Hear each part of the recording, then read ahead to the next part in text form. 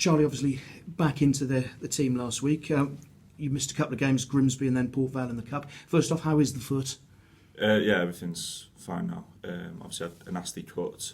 Managed to play the game in Colchester with no problems, and then it was after that that the problem occurred, and there was no way that I could have played at Grimsby. And obviously, the lads got a good result, so found myself out of the team through that. So yeah, glad to be back. Well, be back last week, and hope to be in the team this week. Yeah, 3-0 away from home, clean sheet. It's almost the perfect performance for a defence, isn't it? Yeah, it turned out well. I think everybody played obviously a massive role, and like I say, to come away having scored 3 goals and not conceded any, and they're a good side.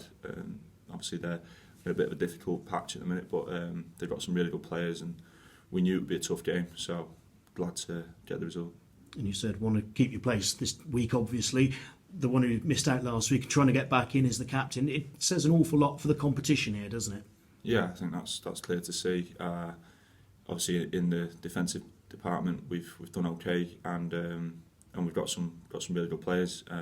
Whether that's centre backs, full backs, wing backs, whatever you want to call them. So yeah, you look all over the pitch and on the bench, and people maybe in the stands, injured players. So you'd think that we would obviously miss those players, and but we keep picking up results, so that's only a good thing. The gaffer's just told us that it's not about the people necessarily, it's the positions that you're all in. Does that mentality help when there are changes to the team? Yeah, I think the hardest part of being a footballer is when you're not in the team. So I think to feel that that you're valued and that you've always got a role, and you should know the role if you're going to come in and play. It keeps everyone motivated and keeps everyone lifted, which is what you need when you're out there training every day. And like I say, when you're going to come in, and you need to be able to do the job that's required. Cambridge this weekend, and obviously at home as well. How have things sort of changed at home in the last few weeks for you, do you feel? Because obviously teams do try and come and stop you a bit more than perhaps they did. Yeah, there might be a change in the opposition's approach, but it's certainly not in ours. I think we've lost one league game since, I don't know, last year, November, maybe 2000, whatever the year was. So, things are still going okay.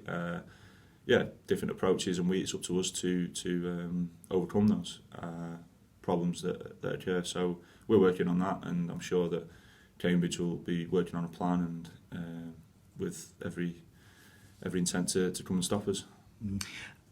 I dare say you've not done too much prep yet on them, but how do you assess their threats that they'll bring? Well, like I say, I've probably not seen lots of them. They're a team that every time you sort of check the results, you notice that Cambridge have, recently definitely been picking up good results, eye-catching results like last week. Beating Plymouth is no mean feat. So, yeah, I know a few of those players, played with a couple of them. So yeah, I know individuals, and like a lot of the teams that were maybe struggling last year, they're certainly one that's improved considerably. Yeah, you'd also be part of that as well. Cheltenham would be one of those clubs. What do you think sort of brought that change about for so many clubs?